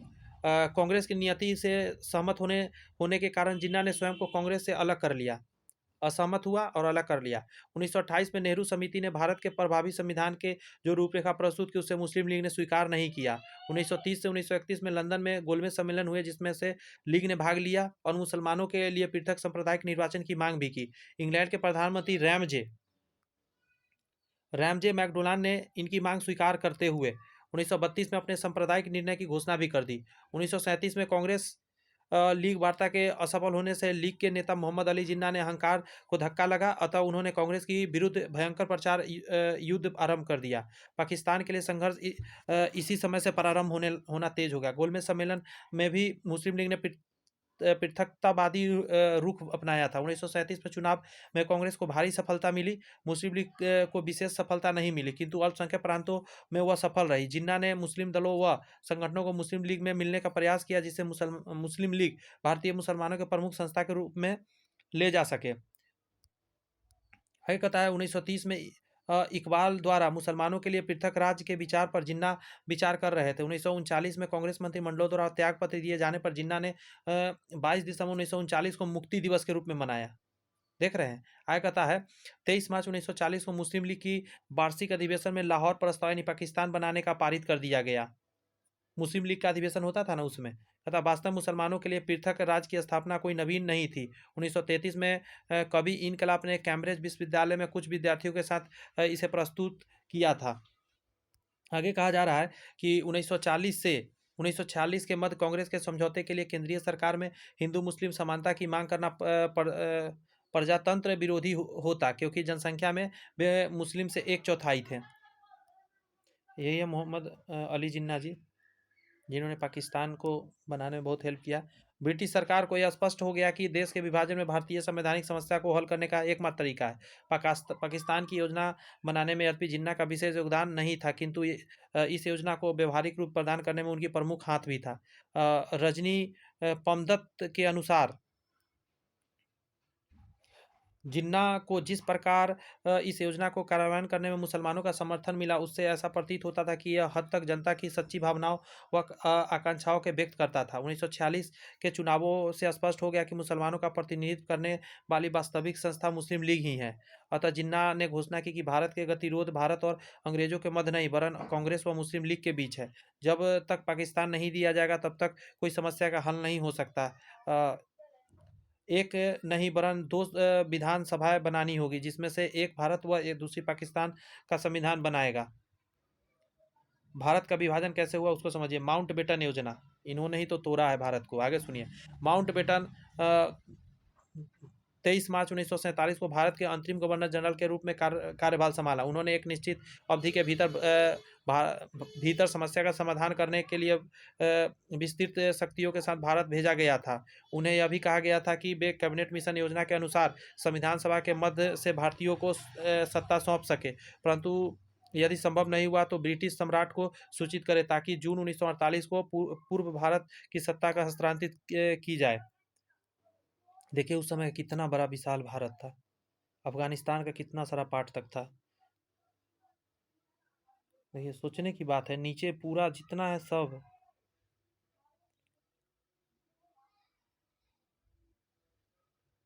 ओ माय गॉड, आगे आइए। पूरा अफगानिस्तान कितना बड़ा पार्ट था। आगे कहा जा रहा है माउंट बेटन को भारत में कार्यभार संभालते ही पता चल गया कि कांग्रेस और मुस्लिम लीग में समझौता होना अत्यंत कठिन है। लॉर्ड माउंट बेटन ने भारत के विभिन्न दलों के नेताओं प्रांतीय गवर्नरों से विचार विमर्श किया। सांप्रदायिक दंगों का ध्यान रखते हुए वह इस निष्कर्ष पर पहुंचा कि शांति हस्तांतरण को जून 1948 तक नहीं रोका जा सकता, बल्कि यह कार्य 1947 के अंत तक हो जाना चाहिए। माउंट बेटन ने यह निष्कर्ष निकाला कि भारत की भौगोलिक एकता कायम रखना संभव नहीं है। आगे कहा जा रहा है कांग्रेस द्वारा विभाजन स्वीकार। कहता है कांग्रेस ने मुस्लिम लीग की सीधी कार्रवाई एवं असंख्य लोगों की हत्या की दुखी होकर इस हाल को स्वीकार किया। कांग्रेस दुखी था। सरदार वल्लभ भाई पटेल ने कहा सैकड़ों निर्दोष नागरिकों की हत्या की बजाय पृथक पाकिस्तान बन जाना ही अच्छा है। पंडित जवाहरलाल नेहरू ने भी इस विभाजन को स्वीकार कर लिया। गांधी जी विभाजन को स्वीकार नहीं कर रहे थे। गांधी जी ने कहा था यदि कांग्रेस पाकिस्तान की स्वीकृति देती है तो उसका निर्माण मेरे सब पर होगा। भारत में निरंतर गृह युद्ध की स्थिति उत्पन्न हो रही थी। बीपी मेनन ने भी पंडित नेहरू व सरदार पटेल को समझाया कि गृह युद्ध की अपेक्षा विभाजन स्वीकार कर लेना अच्छा रहेगा। बाद में गांधी जी को भी भारत विभाजन की सहमति देनी पड़ी मजबूरन। कांग्रेस के सभी शीर्ष नेताओं के समक्ष विभाजन की सहमति देनी पड़ी।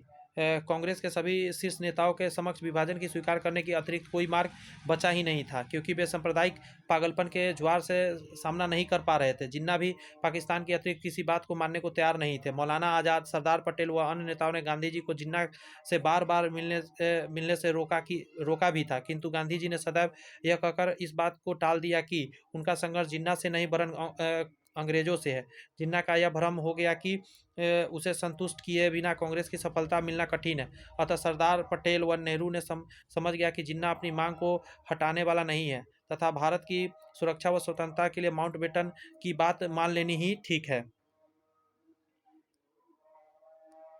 आगे कहता मौलाना आज़ाद व गांधी जी भारत के विभाजन के लिए किसी भी मूल्य पर तैयार न थे, किंतु पंडित नेहरू, सरदार वल्लभ भाई पटेल, बीबी मेनन एवं माउंट बेटन के समझाने पर दुखी मन से विभाजन के लिए तैयार हो गए। मजबूरी में क्या ही नहीं किया जा सकता है। माउंटबेटन योजना की घोषणा। माउंटबेटन ने कांग्रेस और लीग के विचारों को जानने के बाद भारत को दो डोमिनियन बांटने की एक योजना बनाई। उसमें ब्रिटिश सरकार से पारित करने के लंदन गए। ब्रिटिश मंत्रिमंडल द्वारा इस योजना के अनुमोदन के पश्चात माउंटबेटन भारत आए। 3 जून 1947 को ब्रिटिश प्रधानमंत्री एटली ने ब्रिटिश संसद में इस योजना की घोषणा की। यह योजना माउंटबेटन योजना कहलाई। आगे कहा जा रहा लॉर्ड माउंटबेटन 31 मई 1947 को भारत वापस आए। ठीक है। 2 जून 1947 को उन्होंने पंडित नेहरू, पटेल, आचार्य कृपलानी, जिन्ना, लियाकत अली खान, अब्दुल निस्तर एवं बलदेव सिंह से विचार विमर्श किया। पंडित नेहरू और कांग्रेस कार्य समिति ने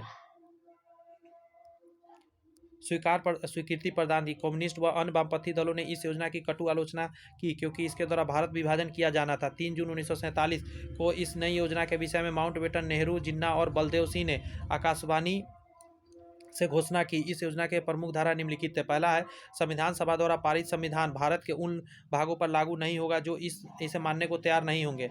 पंजाब व बंगाल की विधानसभा मुस्लिम व गैर मुसलमान जिलों के आधार पर 2 भागों में विभाजित किया जाएगा। देख रहे हैं, पंजाब और बंगाल को काटना है ताकि पाकिस्तान बनाना है। उत्तर पश्चिमी सीमा प्रांत में जनमत द्वारा यह ज्ञात किया जाएगा कि वह भारत के किस भाग के साथ रहना चाहते हैं। असम के सिलहट जिले से भी इसी प्रकार के जनमत के द्वारा निर्णय लिया जाएगा। सर्वश्रेष्ठता की शक्ति भारतीय राजनेताओं को पुनः दे दी जाएगी। मुस्लिम लीग की स्थापना कब हुई? तो आपका आंसर होगा 1906 में ही हो गया था। मुक्ति दिवस कब मनाया गया?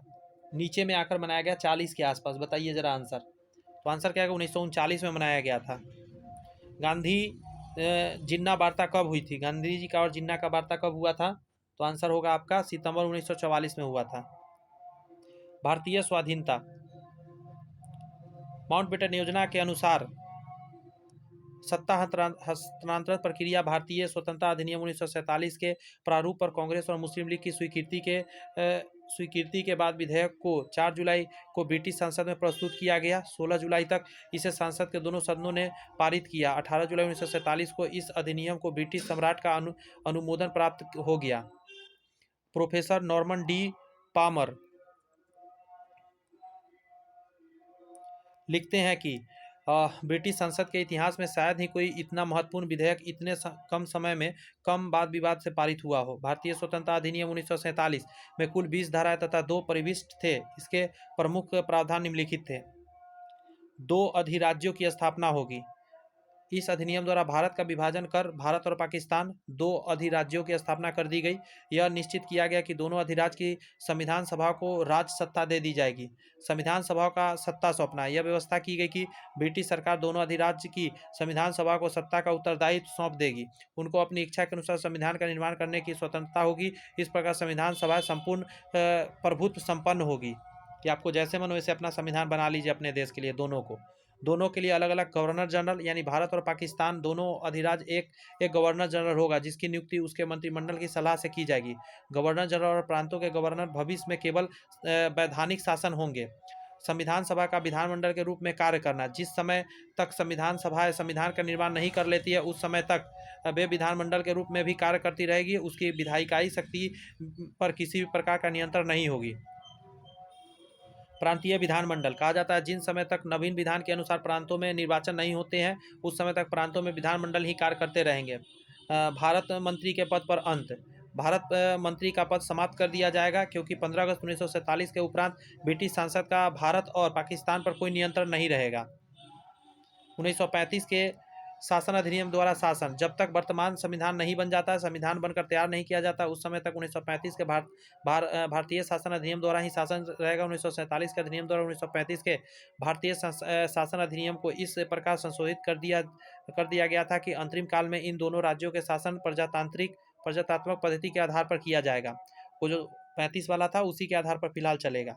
देशी रियासतों पर सर्वोपरिता का अंत। जहां तक देश की रियासतों का प्रश्न है उन पर ब्रिटेन की सर्वोपरिता के अंत कर दिया गया है तथा उनको किसी भी अधिराज्य में सम्मिलित होने व अपने भावी संबंधों का निश्चय करने की स्वतंत्रता दी जाएगी। मतलब ब्रिटिश उसको स्वतंत्र कर दिया है। ब्रिटिश अब उसके साथ कुछ भी नहीं है, जो करना है वो करो। 1947 के भारतीय स्वतंत्रता अधिनियम वास्तव में अंग्रेजों को एक भव्य और गौरवपूर्ण विदाई थी।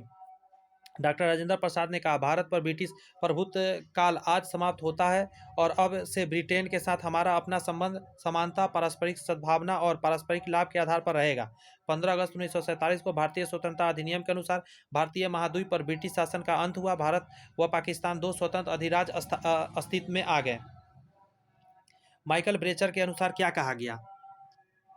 कहा जाता है, माइकल ब्रेचर के अनुसार भारतीय स्वतंत्रता अधिनियम इस दृष्टि से बहुत महत्वपूर्ण था, इसके द्वारा ब्रिटिश इंडिया के राजनीतिक संस्थाओं, वैधानिक तथा न्यायिक पद्धति और संवैधानिक ढांचे का काफ़ी सीमा तक कायम रखा गया।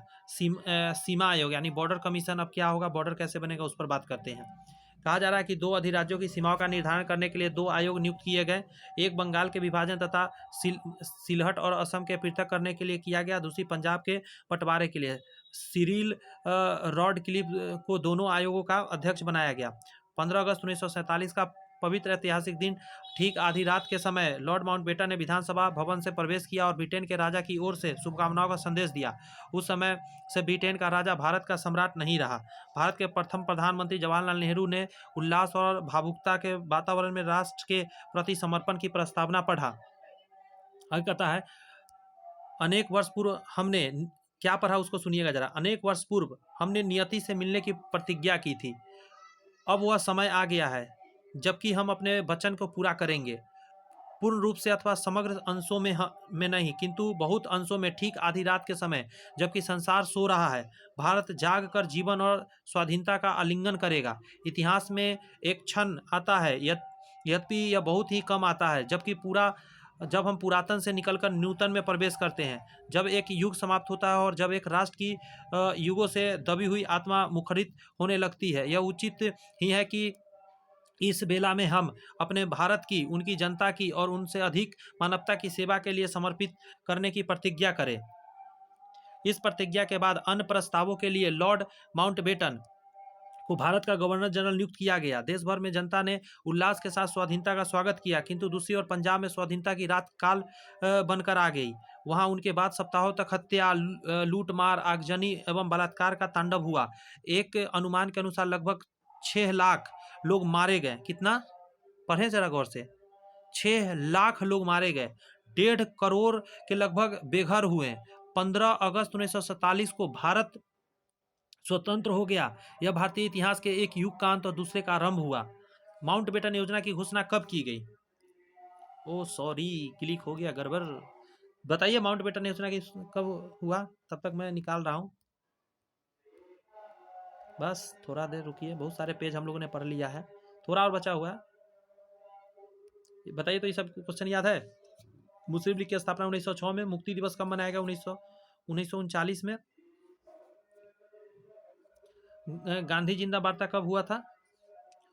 सितंबर 1944 में। थोड़ा बस एक क्वेश्चन आ गया यहाँ पे। माउंटबेटन योजना की घोषणा कब की गई? तो आंसर क्या कहेंगे? 3 जून 1947 को। 3 जून 1947 को। 3 जून 1947 को।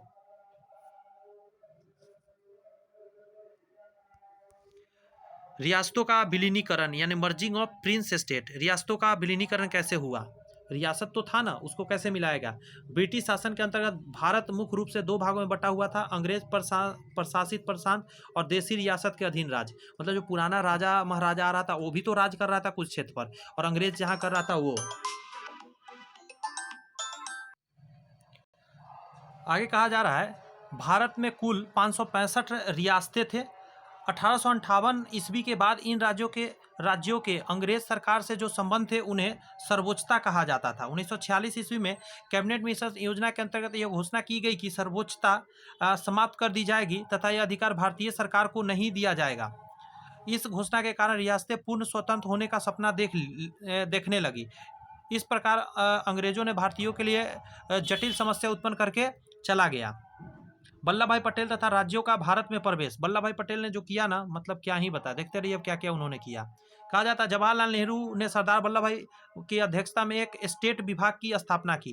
बीबी मेनन इस विभाग के सचिव बनाए गए थे। 15 अगस्त 1947 से पहले केवल जूनागढ़, कश्मीर तथा हैदराबाद को छोड़कर सभी राज्य, सभी रियासतें भारत में शामिल हो गई थी। रियासतों का भारत में रियासतों का भारत में विलय करना सरल कार्य नहीं था, किंतु सरदार वल्लभ भाई पटेल असाधारण योग्यता का परिचय दिया। लंदन टाइम्स ने लिखा था कि भारतीय रियासतों के एकीकरण का कार्य उन्हें बिस्मार्क संभवतः उनसे भी उच्च स्थान प्राप्त करना था। रियासतों के भारतीय संघ में विलय एक महत्वपूर्ण भूमिका लॉर्ड माउंटबेटन की भी थी। माउंटबेटन की देशी रियासतों से कोई सहानुभूति नहीं थी, अतः उन्होंने रियासतों के शासकों को इसके लिए राजी किया। सबसे पहले बीकानेर तथा उसके पश्चात बड़ौदा ने प्रवेश लिखित पर हस्ताक्षर किए। इसके बाद विलय का कार्यक्रम प्रारंभ हो गया। इस प्रकार सरदार पटेल, माउंटबेटन और बीबी मेनन के सहयोग से इस बड़ी समस्या को सुलझाया गया। जूनागढ़ के बारे में पढ़िए। कहा जाता है जूनागढ़ काठियावाड़ यानी सौराष्ट्र की एक छोटी सी रियासत थी।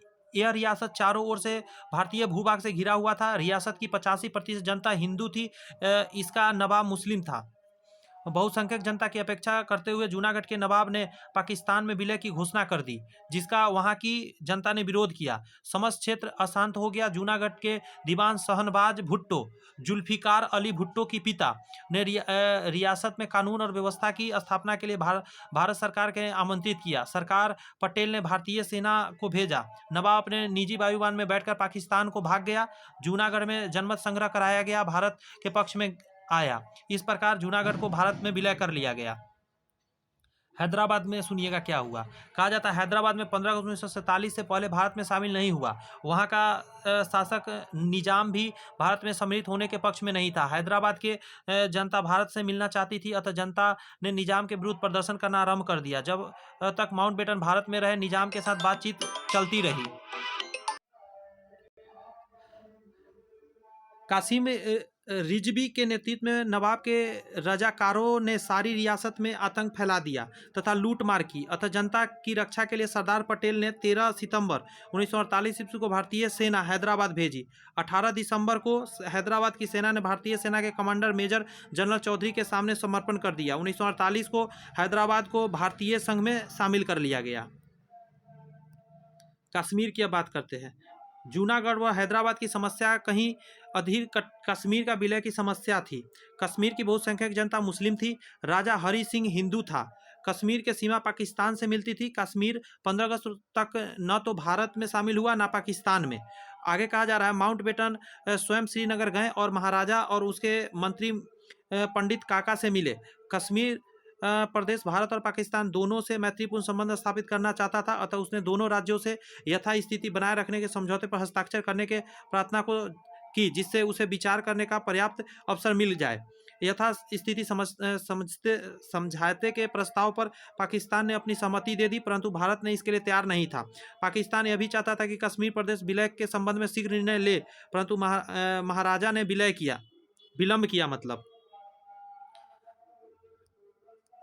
विलंब किया। कश्मीर की राजनीतिक पार्टी नेशनल कॉन्फ्रेंस का नेता शेख अब्दुल्ला कश्मीर का विलयन भारत के साथ करना चाहता था। शेख अब्दुल्ला ऐसा करना चाहता। पाकिस्तान ने 22 अक्टूबर 1947 को काबाइल लूटों के रूप में पाकिस्तानी सेना कश्मीर भेजा। शीघ्र ही उत्तरी बारामूला आदि पाकिस्तान के अधिकार में चले गए। कश्मीर के राजा ने 24 अक्टूबर 1947 को भारत से मदद मांगी।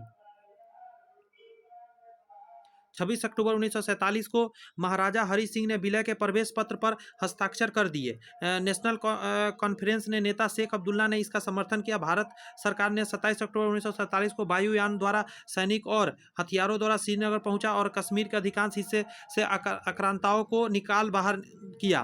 कश्मीर ने अपनी सेना भेजते समय सरकार से घोषणा कर दी कि सरकार ने कश्मीर के विलय के अस्थायी रूप से स्वीकार किया है और अंतिम निर्णय विलय पर जनमत संग्रह के बाद ही होगा। भारत और पाकिस्तान के समय सीमा युद्ध छिड़ जाने की आशंका थी।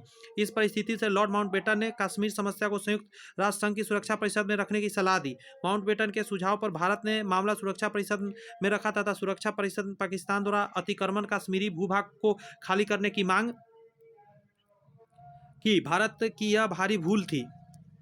कश्मीर के प्रश्न में सुरक्षा परिषद ने पाकिस्तान का पक्ष लिया और कश्मीर में 31 दिसंबर 1948 ईस्वी को युद्ध विराम स्वीकार कर लिया गया। इस परिस्थितियों में कश्मीर में जनमत संग्रह की तभी संभव था जब पाकिस्तान कब्जे किए हुए क्षेत्रों को खाली कर देता।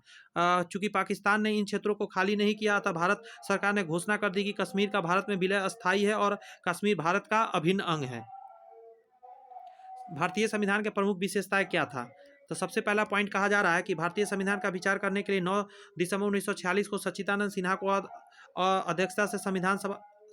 अध्यक्षता से में संविधान सभा का अधिवेशन प्रारंभ हुआ। 19 अगस्त 1947 को प्रारूप समिति नियुक्त की गई। इस समिति के अध्यक्ष डॉक्टर अम्बेडकर थे। डॉक्टर अम्बेडकर 4 नवंबर 1948 को संविधान का प्रारूप संविधान सभा के विचार के लिए प्रस्तुत किया। 26 नवंबर 1949 को संविधान सभा ने पारित किए। संविधान सभा का अंतिम अधिवेशन 24 जनवरी 1950 को हुआ, जिसमें यह निर्णय लिया गया कि भारत में नवीन संविधान 26 जनवरी 1950 को लागू किया जाएगा। भारतीय संविधान की प्रमुख विशेषता निम्नलिखित थी। प्रस्तावना की बात करते हैं। संविधान की प्रस्तावना में संविधान के उद्देश्यों और लक्ष्यों को स्पष्ट रूप से प्रस्तुत की गई। प्रस्तावना का इस प्रकार है: हम भारत के लोग भारत को एक संपूर्ण प्रभुत्व संपन्न लोकतंत्र गणराज्य बनाने तथा समस्त नागरिकों सामाजिक, आर्थिक और राजनीतिक न्याय, विचार, अभिव्यक्ति, विश्वास, धर्म और उपासना की स्वतंत्रता, प्रतिष्ठा और अवसर की मान्यता प्राप्त करने के लिए तथा उसमें व्यक्ति की गरिमा और राष्ट्रीयता की एकता सुनिश्चित करने वाले बंधुता बढ़ाने के लिए दृढ़ संकल्प होकर अपनी इस संविधान सभा को आज तारीख 26 नवंबर 1949 को एतद द्वारा इस संविधान को अंगीकृत, अधिनियमित और आत्मसमर्पित करते हैं। संविधान के 42वें संशोधन 1976 से प्रस्तावना में समाजवाद एवं धर्मनिरपेक्ष शब्द को जोड़ दिया गया। अब प्रस्तावना इस प्रकार है: संपूर्ण प्रभुत्व संपन्न राज्य की स्थापना। प्रस्तावना में भारत को संपूर्ण प्रभुत्व संपन्न राज्य घोषित किया गया। इसका तात्पर्य है कि भारत पर किसी भी विदेशी शक्ति या बाह्य शक्ति का नियंत्रण नहीं है। संप्रभुता भारत की जनता में ही निहित है। दूसरा पॉइंट कहा जा रहा है लोकतंत्र गणराज्य, लोकतंत्रात्मक गणराज्य। लोकतंत्र गणराज्य से अभिप्राय है कि शासन की संपूर्ण सत्ता जनता में निहित है। जनता अपने निर्वाचित प्रतिनिधियों के द्वारा शासन करेगी। गणराज्य का तात्पर्य यह है कि लोकतंत्र का प्रमुख वंशानुगत न होकर जनता के द्वारा निर्वाचित होगा। धर्मनिरपेक्ष और समाजवादी का मतलब क्या है? कहा जाता है संविधान के 42वें संशोधन के द्वारा संविधान के प्रस्तावना में धर्मनिरपेक्ष और समाजवादी शब्द को जोड़ा गया। भारत सरकार ने तो किसी भी धर्म विशेष का मान्यता प्रदान करती है, न ही किसी धर्म विशेष के प्रचार और प्रसार के लिए राज शक्ति का उपयोग करेगी। धर्म की राजनीति का पूर्ण पृथक रहना ही संविधान का निर्माण का मुख्य उद्देश्य था। समाजवादी राज्य का तात्पर्य है कि उत्पाद तथा वितरण के साधनों का प्रयोग संपूर्ण देश और समाज के कल्याण के लिए किया जाएगा। समाजवादी शब्द जोड़ने के उद्देश्य न्यायपूर्ण राष्ट्रीयकरण का है। लिखित तथा निर्मित संविधान। कहा जाता है कि भारत का संविधान विश्व का सबसे विशाल संविधान है। इसमें कुल 395 अनुच्छेद, 22 भाग तथा 9 अनुसूचियां हैं। सर ओवर जेनिंग्स ने लिखा है, यह विश्व का सबसे अधिक लेख एवं सबसे ब्यौरेवार मतलब बहुत बड़ा संविधान है। भारत का संविधान लिखित संविधान है। संविधान सभा ने निर्धारित समय में योजना अनुसार इसका प्रारूप तैयार किया तथा इसका समस्त व्यवस्थाएं लिखित है। एक ही नागरिकता। कहा जाता है कि भारत के संविधान की यह बड़ी विशेषता है कि इसमें एकल नागरिकता आदर्शों को अपनाया गया है। अमेरिका में समान भारत के नागरिकों को दोहरी नागरिकता नहीं प्राप्त है। वयस्क अधिकार। भारत के प्रत्येक वयस्क नागरिक, चाहे वह स्त्री हो या पुरुष है, 31 वर्ष की आयु हो चुका हो, वो वोट देने का अधिकार प्राप्त कर लेता है। संविधान के संशोधन के बाद मताधिकार की आयु 18 वर्ष कर दी गई। शुरू में 21 वर्ष था। समानता का अधिकार। कहा जाता है कि संविधान के अनुच्छेद 15 से 18 में समानता के अधिकार उल्लेख किया गया है। प्रत्येक नागरिक को कानून के समक्ष समानता किया गया। नागरिक को धर्म, मूल, वंश, जाति, लिंग, जन्मस्थान के आधार पर भेदभाव का निषेध किया जाएगा। अनुच्छेद 17 में अस्पृश्यता यानी छुआछूत को समाप्त कर दिया गया है। उल्लंघन दंडनीय अपराध के घोषित कर दिया गया है।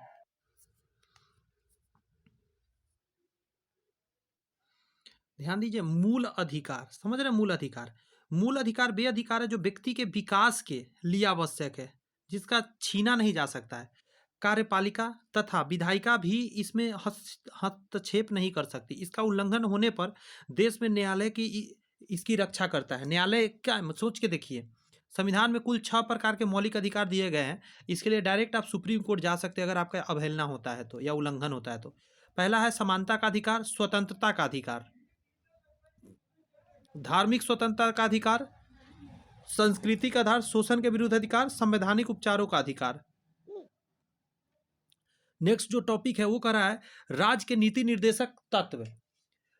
कल्याणकारी राज्य की स्थापना के लक्ष्य की पूर्ति हेतु ये कह रहा है ये निर्देश सिद्धांत राज्यों के लिए नैतिक आदेशों के रूप में है।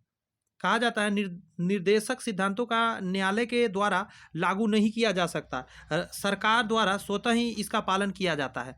मैं आपको बताता हूँ, राजनीति निर्देशक शब्द तत्व में बहुत सारी बातें लिखी गई है। और जानते हैं, राज्य सरकार खुद इन चीज़ों को मानता है। ऐसा नहीं कि उसको कोई बरजोरी कर रहा है तुमको ये मानना है, लेकिन मानता है और 100% मानता है। आगे कहा जा रहा है कि संसदीय सरकार की स्थापना। भारतीय संविधान के द्वारा केंद्र व राज्यों में संसदीय सरकारों का व्यवस्था की गई है। आगे कहा जा रहा है, डॉक्टर अम्बेडकर ने कहा था, इस पद्धति में कार्यपालिका के उत्तरदायित्व का दैनिक में निश्चित अवधि के उपरांत मूल्यांकन होता रहता है। संसदीय प्रणाली में राष्ट्रपति कार्यपालिका का नाम मात्र का प्रधान होता है तथा वह शक्तियों का उपयोग मंत्रिपरिषद के परामर्श से करता है। वास्तविक कार्यपालिका शक्ति जनता के चुने हुए प्रतिनिधि में होता है, अर्थात मंत्रिपरिषद में होता है। अर्थात मंत्रिपरिषद सामूहिक रूप से सांसद के प्रति उत्तरदायी है। ये क्वेश्चन आया हुआ एग्जाम में कि मंत्रिपरिषद सामूहिक रूप से किसके प्रति उत्तरदायी है। ऑप्शन में पहला देगा प्रधानमंत्री, कभी मत मारिएगा, वो सांसद के प्रति उत्तरदायी होता है। आगे कहा जा रहा है, और सांसद किसके प्रति उत्तरदायी है, तो जनता के प्रति। संसदीय शासन की व्यवस्था कहता है, भारतीय संविधान की एक प्रमुख विशेषता उसकी संघीय स्वरूप है। भारत में संविधान में भारत को राज्य का संघ कहा गया है। संविधान में केंद्र में संघीय सरकार का शासन अथवा राज्यों में राज्य सरकार का। विशेष परिस्थितियों में राज्य सरकारें केंद्र सरकार के निर्देश मानने के लिए बाध्य होते हैं। केंद्र में केंद्रीय सांसद, राज्य में राज्य की विधानसभा तथा समवर्ती सूची के विषय में केंद्र व राज्य दोनों ही कानून बना सकते हैं।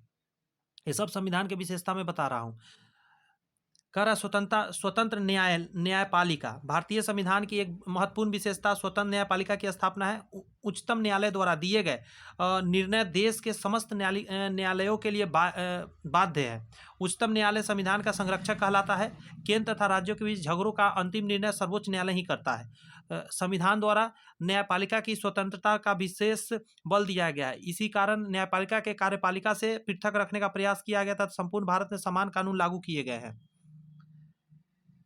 एक राष्ट्र की व्यवस्था। आगे कहता है कि संविधान में हिंदी को राष्ट्रभाषा के रूप में स्वीकार किया गया है तथा अन्य भाषाओं के विकास का भी पूरा ध्यान रखा गया है। अनुसूचित जातियों और जनजातियों के लिए विशेष व्यवस्था, और यहाँ राजभाषा होगा, राष्ट्रभाषा गलत लिखा गया है। संविधान में अनुसूचित जातियों और जनजातियों के विषय में सुविधाएं दी गई है। सांसद और विधानमंडल में कुछ स्थान सुरक्षित कर दिए गए हैं। अस्पृश्यता को अवैध घोषित कर दिया गया, यानी छुआछूत नहीं होगा। 12 का करा संविधान सभा के प्रारूप समिति के अध्यक्ष कौन थे? प्रारूप समिति तो क्या कहेंगे? भीमराव अंबेडकर। ठीक है। आगे कहता है कि भारतीय संविधान में कितने अनुच्छेद रखे गए थे। अनुच्छेद पूछ रहा है कितना रखा गया था, तो 300 कितना था उस समय, बता पाएंगे क्या? 395 था। यहाँ पे चैप्टर कंप्लीट होता है। सारांश पढ़ लिया जाए और नेक्स्ट चैप्टर नेक्स्ट क्लास में लाएंगे। जरा इसको समझिए, पूरा यहाँ पे समझाया गया होगा थोड़ा थोड़ा पॉइंट करके। क्रिप्स मिशन को ब्रिटिश सरकार द्वारा द्वितीय विश्व युद्ध में भारतीयों की सहायता प्राप्त करने के उद्देश्य से भारत भेजा गया था। क्रिप्स की प्रस्तावों से भारतीय राष्ट्रीय कांग्रेस और मुसलमान लीग दोनों असंतुष्ट होने के कारण उनके प्रस्तावों को अस्वीकार कर दिए। शिमला सम्मेलन में लॉर्ड बेवेल ने 1945 में शिमला में एक सम्मेलन आयोजित किया, जिसका मुख्य उद्देश्य भारत की संवैधानिक प्रगति एवं मुख्य बाधा सांप्रदायिक समस्या का विचार करना था। मुस्लिम लीग के कारण शिमला सम्मेलन असफल हो गया। 1946 में भारत में कैबिनेट मिशन भारत आया। 2 सितंबर 1946 को जवाहरलाल नेहरू के नेतृत्व में अंतरिम सरकार बनाई गई। कब, ये ध्यान रखिएगा शब्द, 2 सितंबर 1946 को। मुस्लिम लीग भी 15 अगस्त 1946 को अंतरिम सरकार में शामिल हो गया। 20 फरवरी 1947 को ब्रिटिश प्रधानमंत्री एटली ने भारत छोड़ने की घोषणा भी कर दी। भारतीय राष्ट्रीय आंदोलन में सुभाष चंद्र बोस और उनकी आजाद हिंद फौज ने मातृभूमि को स्वतंत्रता कराने के लिए पूरे विश्व को दिखाया कि भारतीय सशस्त्र संघर्ष करने की क्षमता भी रखते हैं। भारत छोड़ो आंदोलन की असफलता के बाद सुभाष चंद्र बोस आजाद हिंद फौज में भारतीयों को आशा की किरण दिखने लगी थी। आगे कहा जा रहा है सांप्रदायिक राजनीति के कारण भारत का अंतर्विभाजन हो गया। 1947 में भारतीय स्वतंत्रता अधिनियम के द्वारा भारत और पाकिस्तान 2 राज्यों के रूप में बांट दिया गया। पंडित जवाहरलाल नेहरू भारत के प्रधानमंत्री एवं सरदार वल्लभ भाई पटेल गृह मंत्री के रूप में कर्मठ योगदान के से भारतीय रियासतों का विलीनीकरण किया। भारतीय संविधान सभा के द्वारा भारत के संविधान का निर्माण हुआ, जो विश्व का विशालतम संविधान है। 1950 में यह 26 जनवरी को लागू हो गया। चलिए, यहाँ पे अब क्वेश्चंस है। नेक्स्ट चैप्टर लास्ट चैप्टर रहेगा, उसके बाद 1857 की एक क्रांति आएगी, वो छठा चैप्टर है। 1857 की क्रांति मैं नहीं कराया था इस पूरे लेक्चर में, तो जो इसके बाद ये आएगी 5वां में, भारतीय कृषि क्या है।